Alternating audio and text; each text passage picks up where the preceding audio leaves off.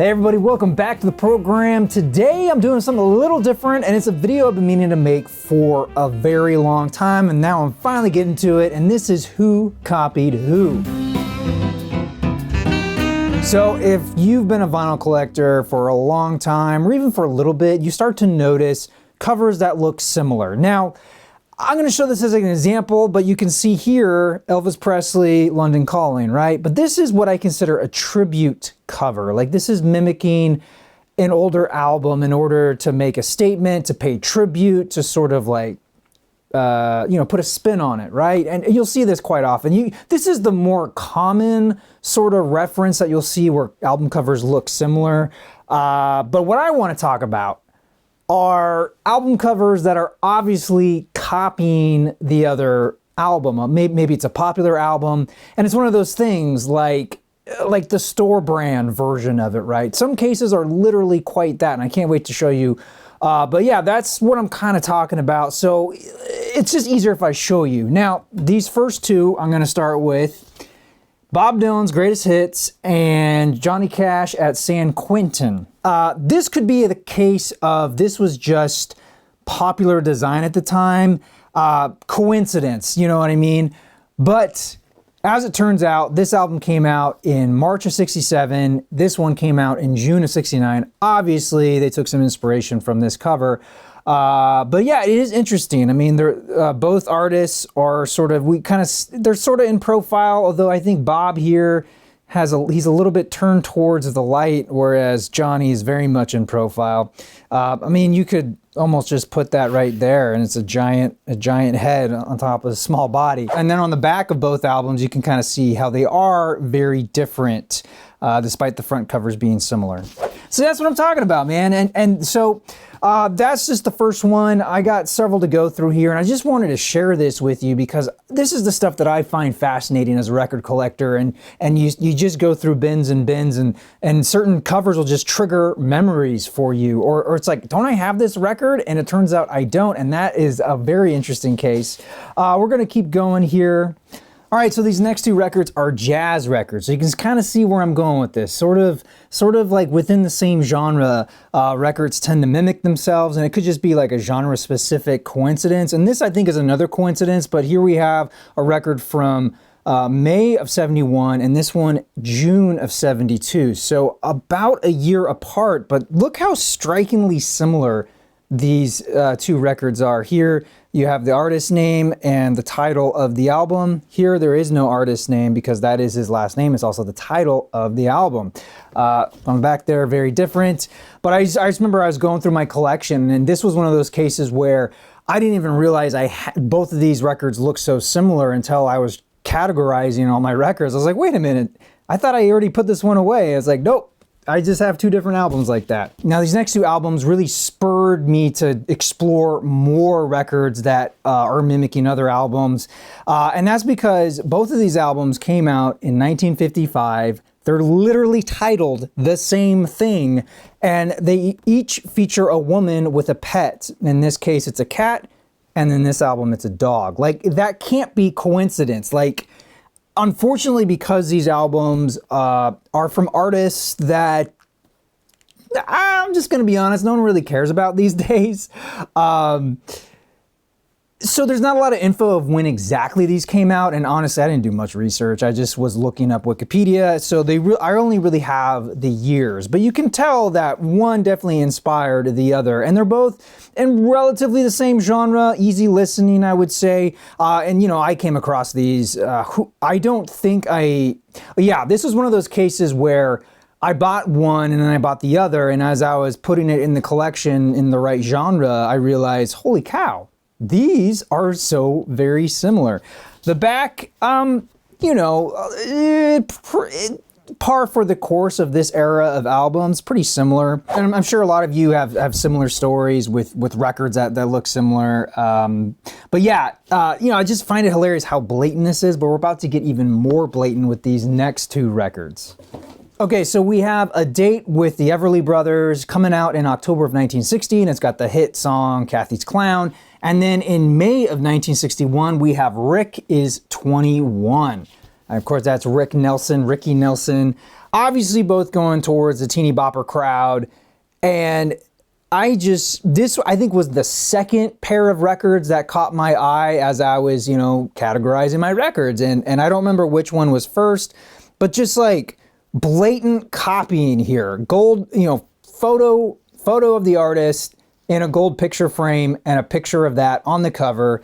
Of course, this has got a little bit more, text going on here. We just have the autograph of them. On the back, different, not exactly the same, but that's to be expected. No one really cares about the back cover in terms of, advertising. And this is what people are seeing. Now, I don't think anybody's gonna be confused by Rick Nelson over the Everly Brothers in terms of a record store, unlike the last pair of records, Soft and Sweet. You might remember the title and then pick up the wrong one on accident. I think this was more the case of, and we'll get some more of these in a little bit, this was more the case of, we really like that look, let's do that for this. Like, that album sold really well, let's mimic it. You know what I mean? Like, that's kind of the common iconography. I don't know the better word for it, but basically, like, that's what was trending in graphic design at the time. That's really more what I think what was going on here. But yeah, kind of crazy, right? All right, moving right along, we have the Beach Boys, All Summer Long, released in July of 1964. And we have Jan and Dean, Ride the Wild Surf, from August of 1964. Do you see any similarities here? I mean, it's bad enough that, Jan and Dean, so it's one thing to like mimic the popular sound, but it's another thing to do this, like, so very similar in coming a month after each other with the, the overall collage design, even down to using the red font and just how everything's laid out. I mean, a little different on the back, but still, I mean, that is just, yeah, it's definitely there to trick the mind.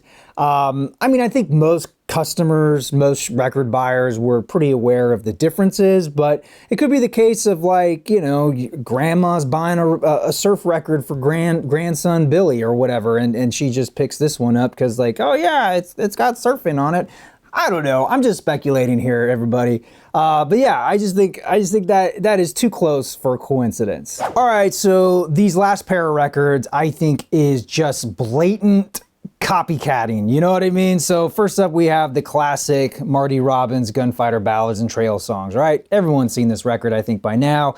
This came out in 1959, September 1959. And then, I don't remember when I found this one, but years later I came across this record and it cracked me up. And so according to Discogs, this came out in 1961. Can you see a similarity between these two?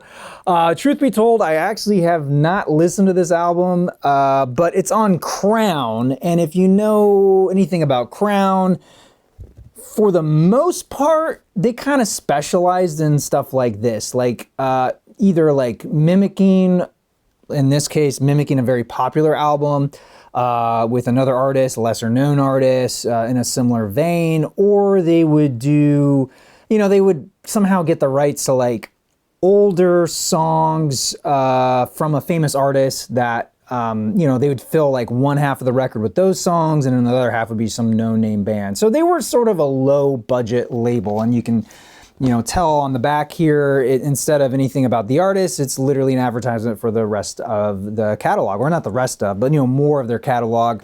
Marty Robbins, obviously you get a little bit about the album, classic record. But yeah, I just was cracking up when I found this. I had to buy it. It's just, like, even the dude here is just like, you want me to do what? Great, we got it. It's just like, just different enough, I guess, not to get in trouble. I don't know. Just stuff like that. It cracks me up. So yeah, that is the video for today. I'm working on some research for an upcoming video, and so I wanted to do something that wasn't, heavily research based and just fun, because this is something I've been wanting to do for a long, long time. And what happened was I was cleaning out my office, and I have this section of ideas, like vinyl rewind ideas, and I kind of store some records in there, and I realized, oh, I thought these were a different group of records, and I was like, Oh yeah! So the initial idea for this video was gonna be like an interactive thing with like annotations and stuff, but obviously YouTube killed all that, so I kind of lost steam in trying to make that video. And yeah, I just sort of let these go for a while. Basically, I was gonna do like a trivia, like which one do you think came out first? Click A or click B? And then it was gonna take you somewhere or you vote. I don't remember exactly how it was gonna work, but it was gonna be something like that. And you know, obviously I didn't do it, and then I lost steam and kind of forgot about them, and here we are today. And I was like, you know what? I'm just gonna show these records off because I think all of you collectors out there, and even non-collectors, will get a kick out of this. So thank you for indulging me. I really appreciate it. And this for me, oddly enough, just sort of ticks off a to-do list, even though this wasn't like heavy on my to-do list, but I'm just kind of happy to actually get this out there and to share it with you and to finally, you know, categorize these records in the rest of the collection, because I've been hanging on these forever. All right, everybody, that will do it for today. Be sure to let me know about records, copying other records that you found in your record hunting. You know, ones I didn't bring up, or, you know, and let's try to keep it to like this kind of stuff where not so much tribute covers, but records that are very coincidentally similar or obviously mimicking a more popular record. I'd be really curious to see what else is out there. Until then, thank you all so much for watching, but I especially want to thank my members over on Patreon. I am your Vinyl Geek, and I'll catch you on the flip side.